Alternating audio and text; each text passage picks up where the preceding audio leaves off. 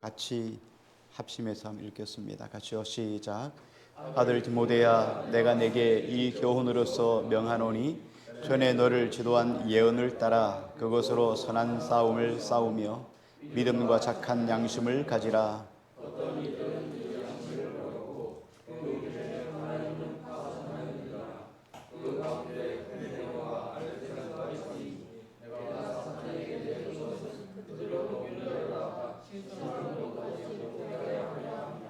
아멘. 상임이 반갑습니다. 상임이가 이제 대학교에 들어가서 한 학기 잘 보내고 방학을 맞아서 왔습니다. 이제 어른이 됐습니다.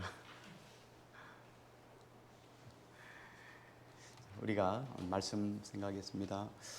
우리가 신앙생활을 하면 우리가 원하든 원하지 않든 신앙생활을 하게 되면 두 가지, 여러 가지가 있겠지만 그 중에서 특별히 두 가지 사실을 믿든지 안 믿든지 우리가 만나게 됩니다.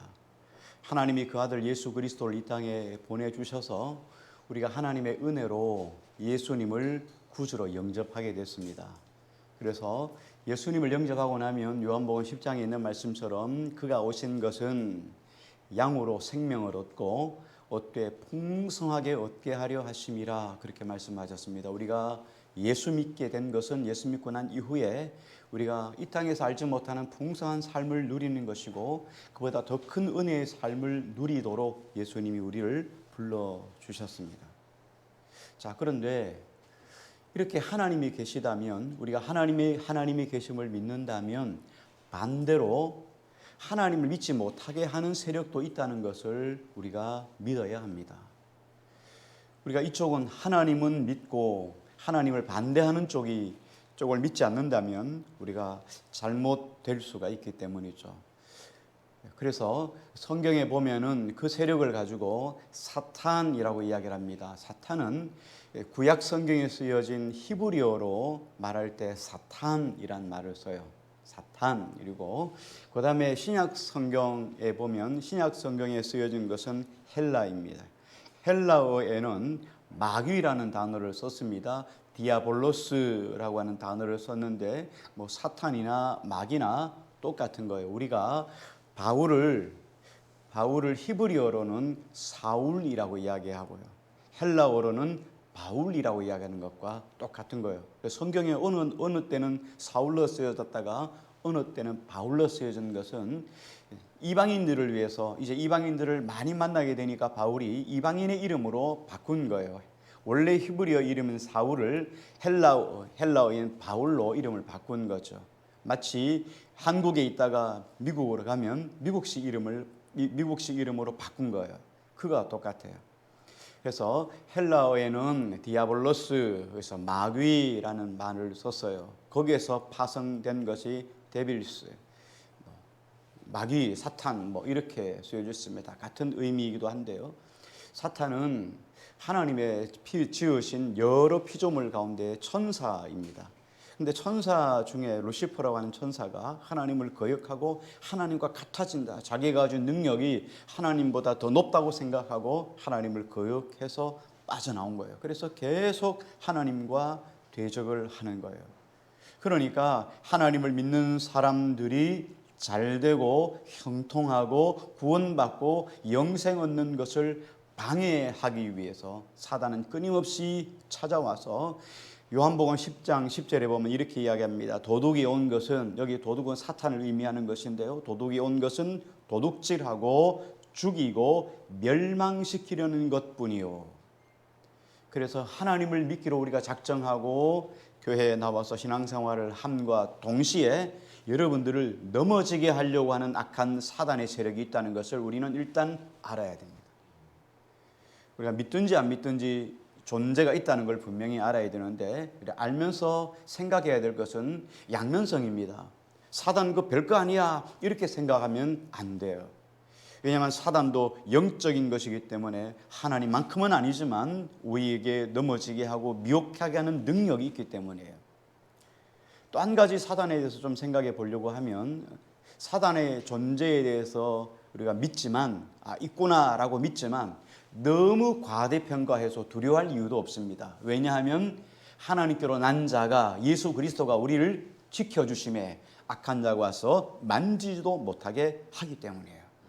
하나님이 우리를 지켜주시고 붙잡아 주시기 때문에 사단의 세력을 너무 두려워하지 않아도 돼요. 그러나 사단을 우리가 생각하고 늘 염두에 두는 이유는 사단이 우리에게 찾아와서 우리를 넘어지게 하는 방법이 아주 교모하기 때문이에요. 어떤 때는 우는 사자와 같이 협박을 하고 우리에게 두려움을 주게 만드는 것도 사단이에요. 그리고 또 어떨 때는 광명한 천사같이 와요. 아주 천사같이 정말 좋은 사람처럼 와서 우리를 미혹하고 넘어지게 만드는 거예요.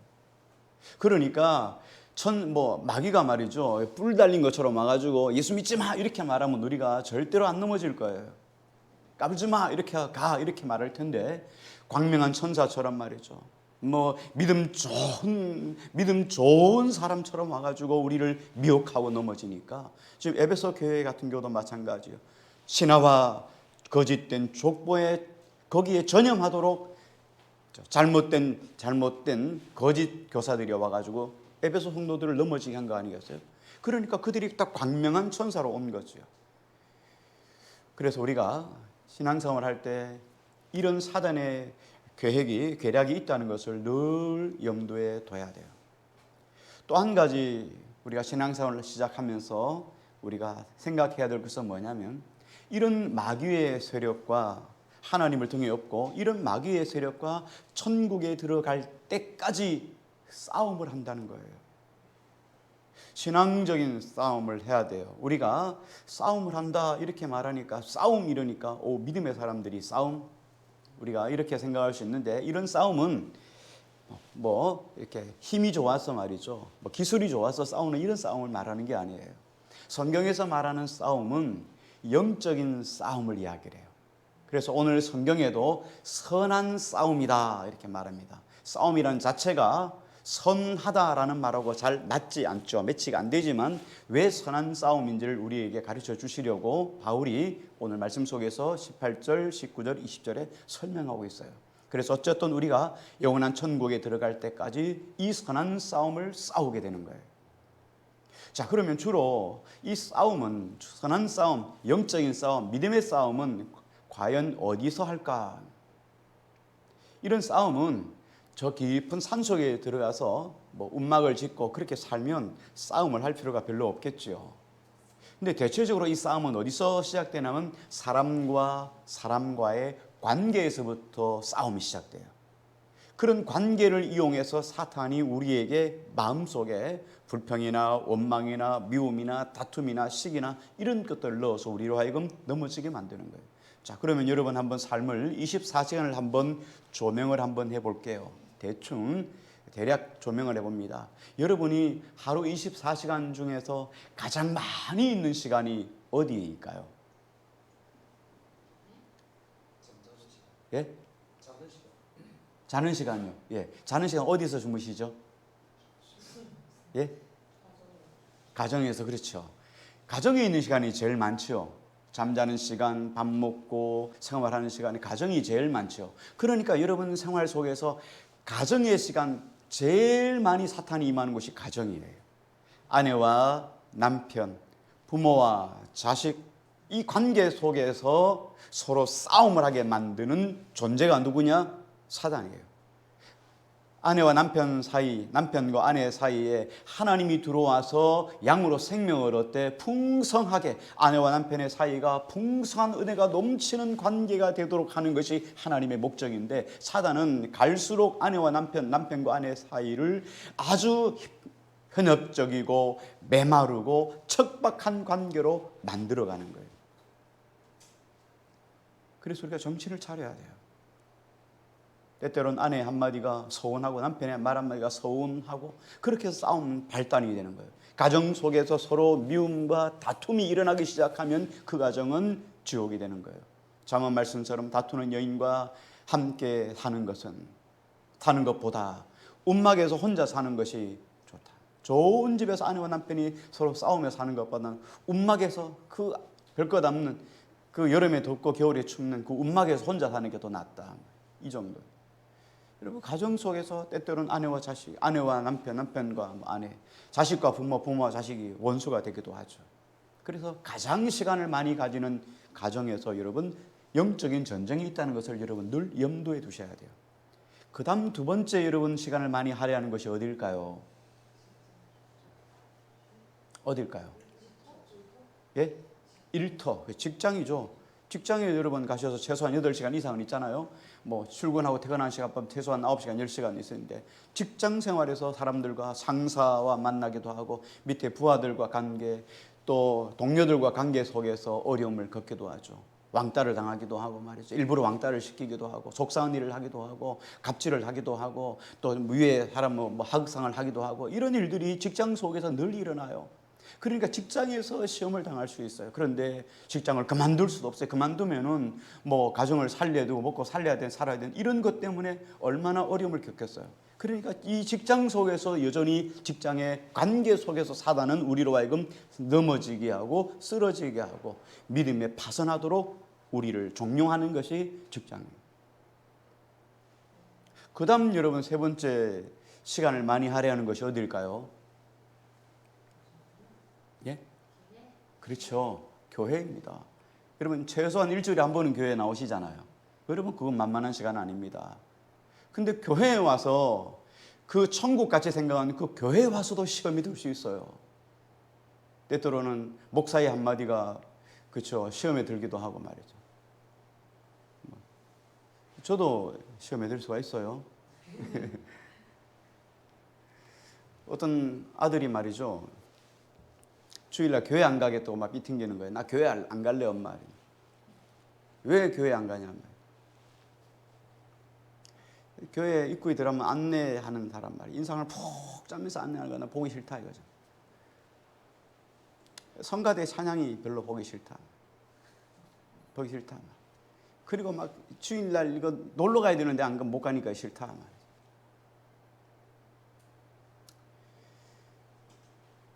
그랬더니 엄마가 이렇게 말했습니다. 너 교회 가야 될 이유가 있다. 3가지. 첫째, 넌 그리스도이니까 교회 가야 되고. 두 번째, 주일을 지켜야 되니까 주일 가야 되고. 셋째는 너는 그 교회 목사니까 교회 가야 되고. 뭐 이런 이야기죠. 목사는 뭐 다르겠어요, 그죠? 자, 교회 안에서 그렇죠. 같은 성도들끼리도 시험에 들 수가 있어요. 그래서 말 한마디, 다가오는 말 한마디가 나에게 비수가 되어서 나를 실족하고 넘어지게 만드는 거예요. 그러니까 여러분 신앙생활을 한다고 출발했을 때 여러분 신앙생활하면 갑자기 천사가 되는 것 아니에요. 여러 가지가 시험이 우리 속에 올 수 있어요. 가정에도 시험이 올 수 있어요. 그러니까 직장에서 올 수 있어요. 교회에도 올 수 있어요. 그러니까 일주일 7일 1년 365일 여러분 우리가 다 시험 안에 놓여 있는 거예요. 그래서 매일매일 매 순간 싸움을 싸우는 거예요. 영적인 싸움, 선한 싸움, 믿음의 싸움을 싸워야 되는 거예요. 이 싸움을 잘 감당해야 되죠. 그래서 이 싸움을 바울은 다른 성경 고린도후서 10장에 보면 이렇게 말씀을 했어요. 우리의 싸우는 무기는 육신에 속한 것이 아니요 오직 어떤 견고한 진도 무너뜨리는 하나님의 능력이라 모든 이론을 무너뜨리며 하나님 아는 것을 대적하여 높아진 것을 다 무너뜨리고 모든 생각을 사로잡아 그리스도에게 복종하게 하니. 바울은 선한 싸움의 종류를 3가지로 이야기를 했어요. 하나는 뭐냐면 하나님을 알게 하는 지식을 방해하는 장애물들을 제거하는 것이 싸움이다. 우리가 신앙생활을 하면서 여러분 세상 밖에 살다가 교회 안으로 들어왔어요. 우리는 전에는 마귀의 종으로 삶을 살았어요. 마귀가 좋아하는 일들을 살았어요. 그런데 하나님의 종으로 우리가 들어온 거예요. 그러면 하나님의 종으로 들어왔다면 하나님의 종으로 삶을 살아가기에 필요한 것들을, 그리고 내가 하나님의 종으로 살아가기에 필요하지 않는 것들을 버려야 돼요. 빼내야 되죠. 마귀의 종으로 살았던 삶의 가치관들을 버려야 돼요. 그렇지 않으면 하나님께로 더 가까이 갈 수 없기 때문이에요. 그래서 이런 시험, 이런 싸움을 계속 싸우셔야 돼요. 두 번째, 바울은 이렇게 이야기를 했어요. 하나님을 아는 것보다 더 중요하게 여기는 높아진 진들을 파야 된다. 우리가 10계명에 1계명에 보면 나 외에 다른 신을 내게 있게 하지 말지니라. 하나님과 우리 사이에 막힌 것들, 하나님보다 더 높아지게 하려고 하는 것들, 하나님보다 높아진 것들을 파야 되는 거예요. 이것들을 없애버려야 돼요. 그래야 하나님이 내 삶의 주인, 내 삶의 최고, 내 삶의 첫 번째가 되기 때문에 하나님보다 높아진 것들을 이것 다 깨트리는 것이 신앙생활의 선한 싸움이다 라고 이야기를 했어요. 세 번째 바울은 이런 이야기를 했어요. 보면은 하나님을 아는 것을 대적하여 높아진 것, 모든 것들, 높아진 것들을 다 무너뜨리고 모든 생각을 사로잡는다. 다시 말하면 인간의 모든 사상을 결박하고 예수 그리스도에게로 무릎을 꿇게 하는 것이 선한 싸움이다. 이렇게 이야기를 했어요. 자, 그런데 너희가 이렇게 집이든 가정이든 직장이든 너희가 교회이든 싸움을 싸우는데 신앙생활 잘 싸워야 돼. 잘 싸워야 돼. 주님이 이렇게 응원만 해주는 게 아니라 잘 싸울 수 있도록 우리에게 무기도 주셨어요. 영적인 무기입니다. 무기라고 하니까 나는 교회 오니까 뭐 총 안 주던데 뭐 칼 안 주던데 이렇게 생각할 수 있는데요. 영적인 무기예요. 왜 우리가 영적인 싸움이라 했잖아요. 그 영적인 무기, 유일한 무기가 하나 있어요. 그게 뭘까요? 그렇죠. 하나님의 말씀입니다. 오늘 성경은 예언이라고 했어요. 18절 말씀을 다시 한번 읽어보겠습니다. 18절 읽을게요. 시작.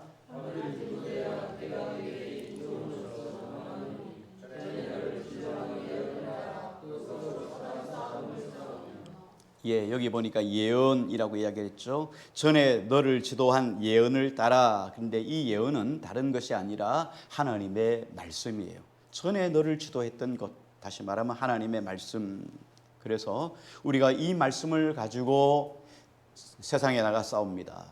보면 에베소서에 보면 에베소 6장에도 보면 우리의 씨름 하나님의 전신갑주를 입으라 하고 에베소 5장 6장에 말씀을 하는데 하나님의 전신갑주를 이야기하면서 구원의 투구, 뭐 의의 흉배, 진리의 띠, 그다음에 뭐 복음의 평안의 복음의 신발 이렇게 이야기하면서 믿음의 방패 이야기했어요.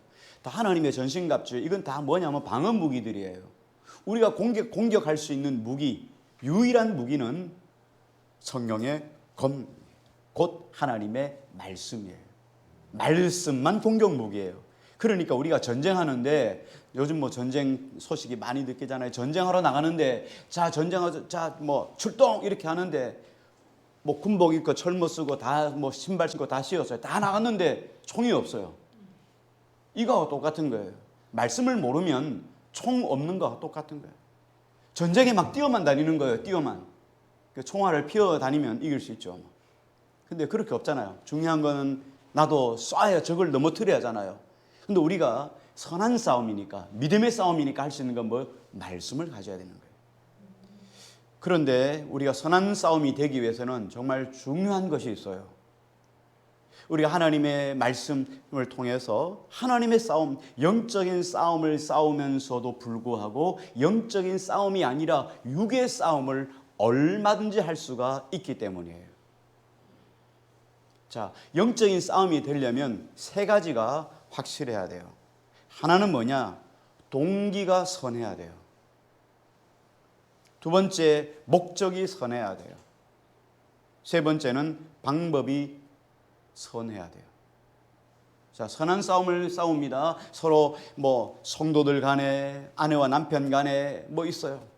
근데 여러분 서로 감정을 탁 부딪히는 일이 생겨가지고 서로 싸우는 거예요.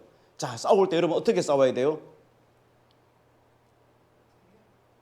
방식이, 목적이, 그리고 동기가 선해야 된다 그랬죠. 선한 싸움이 되려면. 근데 속으로 이렇게 생각하는 거예요. 자존심 상하니까 너 한번 고생해봐라 하면서 아내와 남편 싸울 때 말을 안 해요. 한 달이고 두 달이고 말을 안 해요. 고생해봐라 이거죠. 자, 그러면 이게 목적이 선할까요? 동기가 선할까요? 방법이 선한 것일까요? 여러분 어때요? 선한 것이 아닐까요? 예? 말 좀 해봐봐요. 선해요, 안 해요? 선하지 않잖아요. 근데 우리가 이런 싸움을 싸울 수 있다는 거예요. 이런 싸움은 선한 싸움이 아니에요. 이건 악한 싸움이에요. 나쁜 싸움이에요. 그래서 우리가 항상 선한 싸움에는 세 가지가 있어야 돼요. 동기가 선해야 되고, 목적이 선해야 되고, 방식이 선해요. 그러면 디모데에게 바울이 선한 싸움을 싸우라 그랬는데, 바울이 디모데에게 말씀한 싸움의 동기는 뭡니까? 하나님의 말씀이에요. 말씀을 벗어난 것 때문에 싸움을 싸우는 거예요. 말씀으로 온전히 가도록 하기 위해서 동기가 선하잖아요. 두 번째 목적 뭐예요? 목적은 사랑을 회복하는 거예요. 선하잖아요. 아내와 남편이 싸워요. 아내와 남편이 싸워서 여러분, 자, 싸움 속에서 아내와 남편이 싸운다고 생각하십시다. 저희 집에도 싸웁니다. 저만 안 싸우는 것처럼 이야기하는 게 아니라 싸웁니다. 자, 싸우는데, 자, 목적이 뭐여야 돼요? 남편이 이기는 거죠. 아내가 이기는 걸까요? 어느 쪽이 이기려면 그 집안은 풍비박산이 나는 거예요. 그렇잖아요? 싸워가지고 어느 한쪽이 이기면 어느 한쪽이 피를 봐야 될 거 아니겠습니까? 전쟁이 여러분 거저 없습니다. 한 대 때리면 한 대 맞는 거예요. 전쟁이 여러분 누가 온전히 그냥 싸우기 전에 손드는 거 없어요. 그럼 어떻게 해야 돼요? 목적이 사랑이라는 거예요. 그럼 왜 이 싸움이 어디서부터 출발인가? 무엇이부터 출발했는가? 상대방을 배려하고 생각하고 염려하고 기도해 주는 거죠. 기도를 통해서 내가 온전한 사랑을 못했구나, 내가 이 부분 약했구나 하면서 그 사랑을 회복하고 다시 서로 사랑하는 관계로 회복되는 거예요. 이게 목적이 선한 거예요. 방법은 뭡니까? 하나님 말씀으로 가는 거죠. 온전히 기도와 간구로. 선한 싸움은 하나님의 싸움이라고 그랬잖아요. 하나님이 악한 동기를 가지고 악한 목적을 가지고 하나님이 싸움에서 이기라, 수단과 방법을 가지지 말고 싸워서 이겨라 이렇게 말씀하지 않잖아요. 그래서 모든 싸움의 회복은 하나님의 사랑 회복이에요. 가정에서도 마찬가지고 신앙생활에도 마찬가지고 사단이 주는 영적인 싸움에서도 마찬가지예요. 그래서 이 가운데 바울은 말씀을 가지라 그렇게 이야기를 합니다. 에베소 6장 17절에 보면 이렇게 말합니다. 구원의 도구와 성령의 검 곧 하나님의 말씀을 가지라 그랬어요. 그래서 이 말씀, 성령의 검 대신 이 하나님의 말씀을 가지는 것이 얼마나 중요한지 몰라요. 그래서 여러분 주보에 매주마다 성경을 읽는 것 이야기해서 보통 20장, 25장 있는데요. 좀 어려울 수 있어요. 하루에 한 석 장 읽으면 37, 20에 21장이잖아요.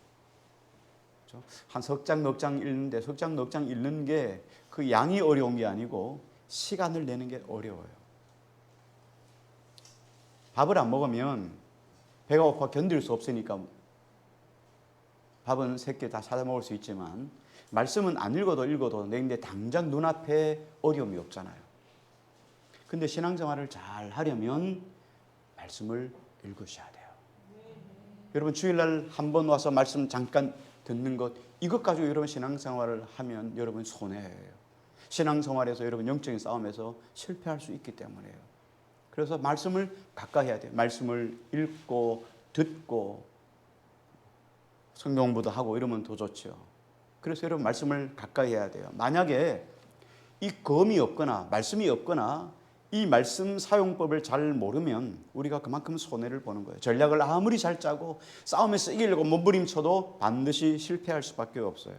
그래서 우리가 이 싸움에서 이기기 위해서, 이 영적인 싸움에서 이기기 위해서 그 말씀을 다른 말로 선한 싸움이라고 이야기하는데, 이 선한 싸움에서 이기기 위해서는 반드시 어떻게 해요? 말씀에 전념해야 돼요.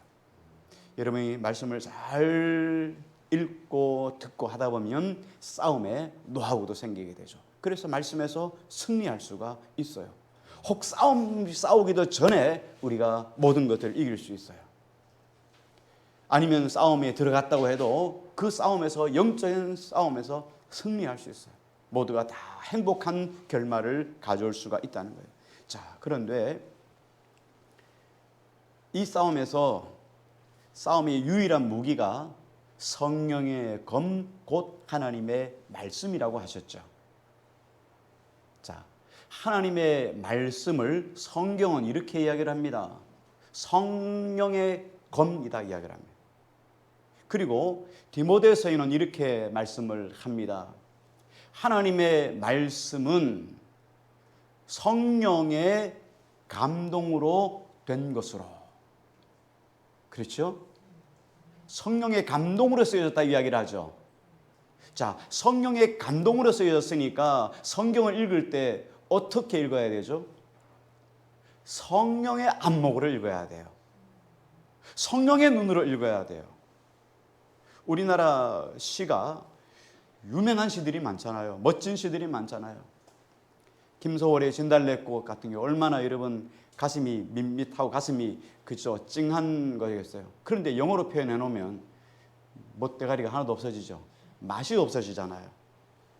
왜? 그들의 가지고 있는 생각하고 우리 생각이 다르기 때문에.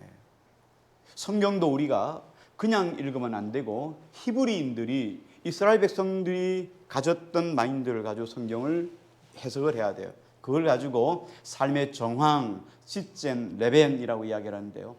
1세기 공동체에 살았던 그리스도인들, 1세기 사람들의 사고 가치관으로 내려가서 성경을 해석해서 그것을 21세기로 가져와 적용을 한다. 그래서 삶의 정황이라고 이야기를 하기도 합니다. 마찬가지예요. 우리가 똑같은데요. 성경을 해석하려고 할 때 우리의 머리나 우리의 지식으로 해석하면 절대로 해석할 수 없습니다. 해석은 되죠. 해석은 되지만 그거로 끝나요. 여러분 주일날 설교도 마찬가지입니다. 주일날 설교를 아무리 잘 준비하고 잘 해왔다고 해도 성령께서 이 시간 여러분 심령과 마음속에 은혜를 주시고 그 말씀 속에 여러분이 감동을 받지 않으면 아무것도 아닌 거예요. 연설에 불과한 거예요. 그래서 성령의 도우심을 구하게 되죠. 여러분이 성경을 읽을 때도 마찬가지입니다. 성령님, 성경을 읽을 때 조명해 주십시오. 성령의 감동이 있어야 그 속에서 은혜를 누리거든요. 그러므로 여러분이 성령의 감동을 땅에 따라서 성령에 사로잡힐 때 여러분 이 성령에 사로잡혀서 성령의 검, 곧 하나님 말씀을 가지고 나갈 때 여러분이 승리하는 삶을 살아갈 수가 있습니다. 만약에 우리가 성령의 감동을 받지 않고 나가면 실패할 수밖에 없죠. 선한 싸움에서 실패할 수밖에 없어요. 그래서 우리가 이야기를 했죠. 말씀이 분명해요. 아내와 남편과의 관계, 남편과 아내의 관계, 부모와 자식과의 관계, 자식과 부모의 관계. 여러분 쭉 이야기하면서 지금 에베소 교회에 있는 목회하고 있는 디모데에게 보낸 편지잖아요. 그러면 여러분 에베소 교회란 말이죠. 에베소 교회에서 에베소 6장에 보면 이렇게 이야기하고 5장에 보면 이런 말씀을 하잖아요. 너희 아내들아 남편에게 복종하라. 에베소에 있는 말씀이에요. 아내에게 남편에게 복종하라니까 웃지요. 그냥 웃지요. 그러면서 이렇게 말합니다. 지가 나인데 좀 사랑해봐. 그럼 내가 복종하지. 이렇게 이야기를 하는 거죠. 이렇게 말씀을 했어요. 전에 한 분에게 남편을 왕으로 모십시오. 그럼 당신은 뭐가 돼요? 왕비가 돼요. 자동 왕비가 돼요. 그랬더니 이렇게 이야기를 했습니다. 나를 왕비로 한번 모셔보라 그래요. 그럼 내가 왕으로 해준다고. 왕으로 대접해준다고. 이러면 해결이 안 되는 거죠. 하나님의 말씀 속에 그 말씀이 있다면 성령의 감동이 들어가야 돼요. 성령의 역사가 들어가야 돼요. 그래야 아내와 남편이 서로 그런 마음을 가지게 돼요. 반대로 여러분 남편에게 뭐라 말합니까? 아내를 사랑하라. 근데 사랑하는 방법이 뭡니까? 주님이 교회를 사랑하듯이. 주님이 교회를 어떻게 사랑했습니까? 살찢고 피 흘려 죽어주셨습니다. 여러분 아내를 사랑하는데 어떻게 해요? 생명 걸고 죽도록 사랑하라는 거예요. 여러분 죽도록 사랑해 보셨습니까? 죽도록 사랑해 보셨습니까? 너무너무 사랑해가지고 생명 다 잃어버려 봤습니까? 탈진해 보셨습니까? 그러니까 성령의 감동, 하나님 말씀이 있어도 성령의 감동이 들어가지 않으면 그거는 지식에 불과한 거예요. 아무리 성경을 많이 읽어서 있어도 성령의 감동이 들어가지 않으면 결국은 목적은 뭐가 돼요? 사랑이 아니라 자신의 인간의 방법이 되는 거죠. 자, 바울이 어쨌든 이 선한 싸움을 잘 싸워야 우리가 신앙생활을 잘 할 수 있다라고 말씀하면서 선한 싸움을 잘 싸우는 방법을 우리에게 두 가지를 설명해 주셨어요. 말씀을 한번 읽어볼까요? 19절을 한번 읽어볼게요. 19절입니다. 시작.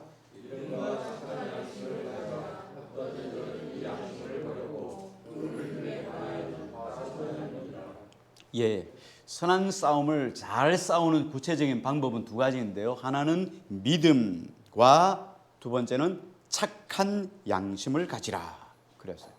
믿음과 착한 양심. 자, 먼저 믿음에 대해서 간단하게 우리가 다 아는 거니까 여러분 뭐 다시 정립한다는 생각으로 잠깐 들으면 좋겠어요. 믿음은 간단한 거예요. 믿음은 하나님의 주신 말씀, 성경에 계시된 하나님을 믿는 거예요. 이게 믿음이에요. 믿습니까? 예, 여러분 다른 거 믿는 거 아니에요. 뭐 아무리 여러분 다 중요하다 다른 거 아니고 성경에 계시된 하나님을 믿는 거예요. 그리고 성경에서 우리에게 말씀해 준 이 지식에 대해서 성경 말씀에 전적으로 동의하는 거예요. 우리가 아멘 그러잖아요. 하나님의 말씀에 여러분 동의하십니까? 그럴 때 아멘 하는 거죠. 하나님 말씀에 동의하고 그리고 하나님 말씀을 굳게 붙잡는 거예요. 그리고 어떻게 합니까? 이 땅에 살아가는 동안에 나의 가치관, 나의 세계관, 나의 인생관 이 모든 것들을 내려놓고 하나님의 진리의 말씀 앞에 내 모든 가치관을 다 맡겨드리는 거예요. 이게 믿음이에요. 너무 간단하죠. 믿습니다가 아니에요. 여러분 믿습니다 하고 내 가치관, 내 중심, 내 세계관을 그대로 가지고 살아가면 여러분 계속 충돌이 오는 거예요. 믿음 생활은 계속 충돌이 오는 거예요. 나의 가치관을 주님에게 맡겨드리는 거예요. 그래서 주님의 말씀이 내 삶을 이끌어가는 것, 이게 믿음이에요. 또 한 가지 여기 보니까 선한 양심 그랬어요. 선한 양심은 우리 5절 한번 다시 한번 읽어볼까요? 1장 5절 한번 우리 전에 한번 했던 건데요. 우리 5절 말씀 한번 같이 읽을까요? 같이요. 시작.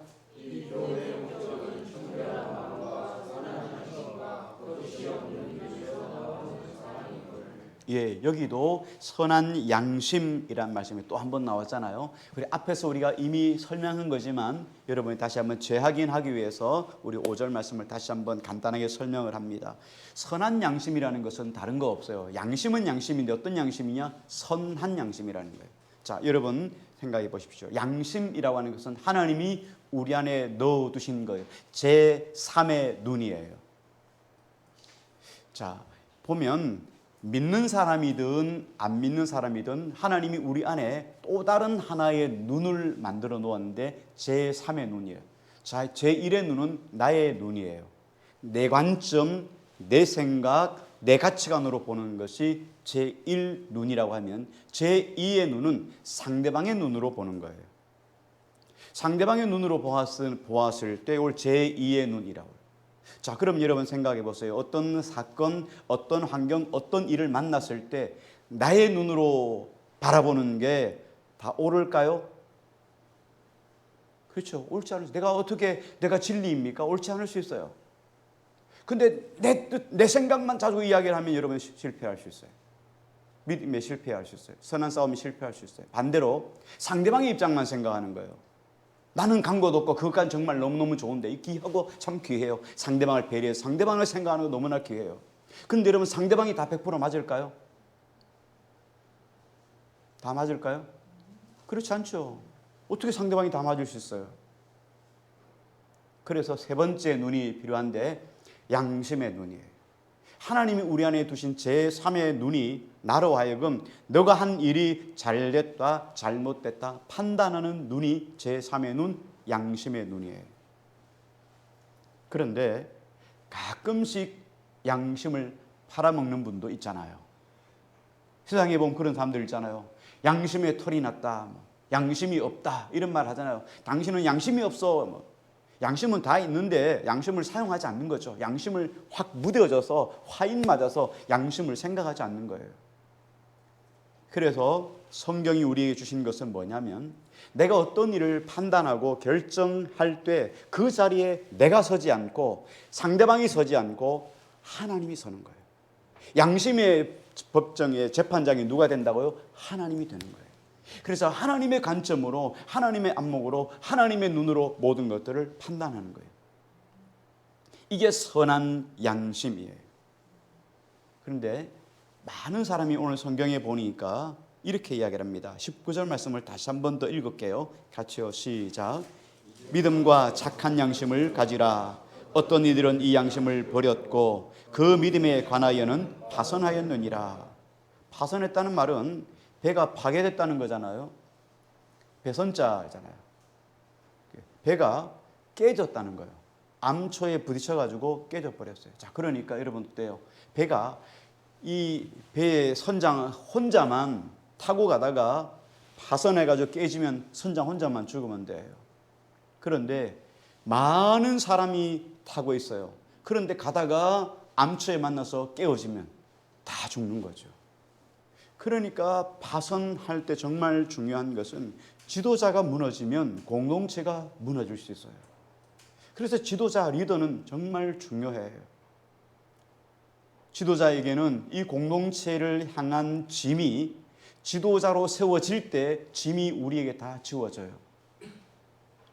예컨대 뭐 이런 거죠. 나는 집사의 직분만 받고 내게 오는 짐은 안 질래요. 이럴 수 있잖아요. 이럴 수 있어요. 권사님들도 마찬가지죠. 나는 권사라고는 그 직분의 권리만 행사하고 의무나 책임은 안 질래요. 이럴 수 있단 말이에요. 목사가 여러분 그럴 수 있잖아요. 나는 목사라고 누릴 수 있는 것만 누리고 난 짐은 안 질래요. 이럴 수 있잖아요. 그러면 여러분 어떻게 해요? 짐을 안 지고 책임이 없으면 배는 어디로 가겠어요? 배는 산으로 안 가요. 망망대해로 가는 거죠. 왜? 키 잡는 사람이 없으니까. 그래서 우리가 직분을 받을 때는 일정 부분 책임이라는 걸 져야 돼요. 책임. 운명 공동체가 되기 때문에 그 중에 목사는 생명 전체를, 인생 전체를 걸고 선장이 되는 거예요. 그 키를 잡는 거예요. 나머지 분들에게도 각각의 짐들이 있죠. 무거운 짐들이 있어요. 바울도 지금 그 이야기를 하는 거예요. 많은 사람들이 리더로 세워졌는데 믿음에 관하여 파손했다. 깨어져 버렸다는 거예요. 공동체가 무너져 내렸다는 거예요. 그래서 오늘 본문 속에 보면 선한 싸움에서 가장 중요한 것은 믿음에 파산하는 이유가 뭐냐? 선한 싸움을 싸우는데 믿음에 파산한 사람이 있더라는 거예요. 여러분, 선한 싸움을 잘 싸우기 위해서는 정말 중요한 게 뭐냐면 우리가 외적으로 싸우는 것도 정말 잘 싸워야 되는데 더 중요한 건 내면의 싸움을 잘 싸워야 돼요. 내적인 싸움, 자기 자신과의 싸움에서 승리하지 못하면 외부의 싸움에서도 실패할 수 있어요. 그래서 자기 자신과의 싸움, 내면의 싸움에 대해서 여러분 잘 싸워야 되는데 오늘 이 내면의 싸움에서 실패한 사람 두 사람을 성경이 소개하고 있어요. 20절 말씀을 한번 같이 볼게요. 20절요. 시작.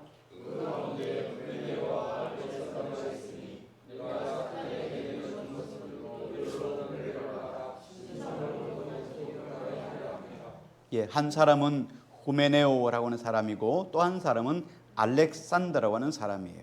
자, 여기 보니까 후메네오인데요. 이 후메네오와 알렉산더는 바울의 두 번째 편지 디모데 후서에 보면 더 자세하게 나와 있어요. 그래서 디모데 후서를 잠깐 땡겨서 말씀을 드리면 디모데 후서 2장 16절 17절에 보니까 이렇게 말씀하고 있어요. 망령되고 헛된 말을 버리라. 그들은 경건하지 아니하며 점점 나아가나니 그들의 말은 악성 종양이 퍼져나감과 같은데 그 중에 후메네오와 빌레도가 있느니라. 그렇죠? 후메네오라는 말이 디모데 후서 2장에 나와 있어요. 자, 여기 후메네오를 향해서 이렇게 말합니다. 망령되고 헛된 말을 버리지 않아서 경건에 이르지 못하게 되었다. 그런데 이 사람의 말이 악성 종양처럼 교회 안에 들어와서 점점 퍼지더라는 거예요. 몸에 암이 생기면 그 암이 걸린 부분만 아니라 주변의 것들이 퍼져나가지 못하도록 다 뜯어내 버리잖아요. 수술을 도려내잖아요. 퍼져나가지 못하도록. 그런데 이 사람들은 악성 종양이라서 주변의 사람들에게 점점 퍼져나가게 했다는 거예요. 그 사람의 이름이 후메네오예요. 후메네오라는 이름은 헬라어에 휴메나이오스라고 단어를 썼더라고요. 휴메나이오스라고 하는 단어가 어떤 단어냐면 그리스 신화에 보면 결혼의 신을 지칭할 때 후멘이라 했어요. 결혼의 신이 누구냐면 후멘이에요. 술의 신 이름은 여러분 누군지 알죠? 예, 바쿠스가 술의 신이에요. 바쿠스가 술의 신이에요. 바카스라고 하잖아요, 그죠? 그렇게 해놓는데 다 이 그리스 신화에서 나온 이름들이에요. 그 중에 결혼의 신이 여기 보면 후멘이에요. 이 후멘에서 나오는 것이 후메네오라는 이름이에요. 그러니까 이 사람 이름 자체가 어떤 겁니까? 그리스 신화를 하나님 말씀보다 더 높인 사람이에요. 여러분 자녀들을 놓으면 자녀들의 이름을 어떻게 짓습니까? 여러분 신앙생활 하기 전에 이름 지은 사람들은 뭐 그런 생각을 그래도 좋은 이름을 지으려고 여러분 생각하고 지은 분도 계세요. 어떤 사람은 뭐 장명소에 가서 짓기도 하고 그러잖아요. 좋은 이름 달라고. 대체적으로 믿음을 가진 사람들은 여러분 이름에 뭐가 들어갑니까? 하나님의 마음, 그리고 하나님을 향한 믿음, 이게 이름 안에 다 들어가잖아요. 여러분 다 그렇게 해서 이름을 넣었잖아요. 주영이도 이름이 주께 영광. 너는 팔자가 그래. 너는 그렇게 살아야 돼. 하나님의 영광이 안 되고 살면은 너는 평생 갈도록 사람들 욕도 먹어. 그러니까 하나님의 영광을 살기로 작정하고 살면 그게 하나님께 영광이에요. 기쁨이 이름값 하고 사는 거예요. 이름에 다 들어가 있단 말이에요. 그렇죠? 그런데 여기 보니까 후메네오랑 결혼의 신이에요. 신화의 이름으로 넣었다는 거예요. 그러니까 처음부터 하나님보다가 신화를 더 우선시한 사람, 복음의 진리를 훼손한 사람이에요. 또 한 사람은 알렉산더라고 이야기하고 있죠. 여기 보니까 알렉산더, 후메네오와 알렉산더가 있으니 그랬어요. 이 알렉산더도 디모데후서에 보면 4장에 보면 이렇게 이야기하고 있습니다. 구리 세공업자 알렉산더가 내게 해를 많이 입혔으며 주께서 그 행한 대로 그에게 갚으시리니 너도 그를 주의하라. 그가 우리 말을 심히 대적하였느니라. 이 알렉산더는 구리 세공업자입니다. 근데 구리 세공업자인데 이 알렉산더란 말을 헬라어의 뜻을 찾아보니까 인간 옹호자, 인간을 지키는 사람. 그러니까 사람의 마음은 막 흡족하게 하고 사람을 섬기고 사람을 세워주고 사람을 높여주니까 사람으로부터는 호응을 받는데 하나님의 말씀을 지키고 전파하는 바울에 대해서는 어떻게 했습니까? 대적했다는 거예요. 해를 많이 입혔다는 거예요. 사람들에는 입기몰이를 하고 하나님의 사람에게는 해를 끼친 사람이었다. 말씀을 전파하는 바울에게 사사건건 대적하는 방법으로 복음을 전파하지 못하도록 했다는 거예요. 그래서 바울은 이렇게 이야기를 합니다. 바울은 그 가운데 후메네오와 알렉산더가 있으니 내가 사탄에게 내준 것은 그들로 훈계를 받아 신성을 모독하지 못하게 하려 함이라. 그들을 사탄에게 내어줬다. 왜냐하면 신성을 모독하지 못하도록, 하나님을 더 이상 해방하지 못하도록 그들을 출교했다는 거예요. 그리고 훈육하기 위해서, 그렇죠? 훈계를 받도록 그들에게 교회에 출교를 했다는 거예요. 그들이 교회에 있으면 교회가 파괴되죠. 신성 모독이 계속 전염돼서 모든 사람들이 하나님을 향하여 왕명되어 일컬을까 봐, 그리고 동일한 죄를 범할까 봐 바울이 그들을 출교했다. 이렇게 이야기를 하고 있어요. 자, 오늘 말씀의 결론을 짓습니다. 오늘 말씀의 제목이 뭐였죠? 선한 싸움. 우리가 원하든 원하지 않든 우리는 선한 싸움을 싸우는 사람들이에요. 자, 그런데 사단이 우는 사자처럼 때때로는 광명한 천사처럼 있어요. 그래서 우리의 씨름은 에베소 6장에 보면 우리의 씨름은, 우리의 싸움은 혈과 육에 대한 것이 아니요 사람과 사람의 싸움이라니까, 감정 싸움이 아니라는 거예요. 그럼 무슨 싸움입니까? 권세와 정사와 하늘의 공중 권세 잡은 자와 악한 영들에 대한 싸움이다. 사람 뒤에서 사람을 조종하고 우리를 깨트리고 넘어지게 하고 쓰러지게 하는 사단이 우리의 적이라는 거예요. 이런 사람 미워할 필요 없습니다. 사람은 미워해서는 안 돼요. 그러나 그 사람 뒤에 그 사람을 조종하게 만들고 시기와 질투와 다툼과 미움을 가져다 주는 사단은 저주하고 미워하셔야 돼요.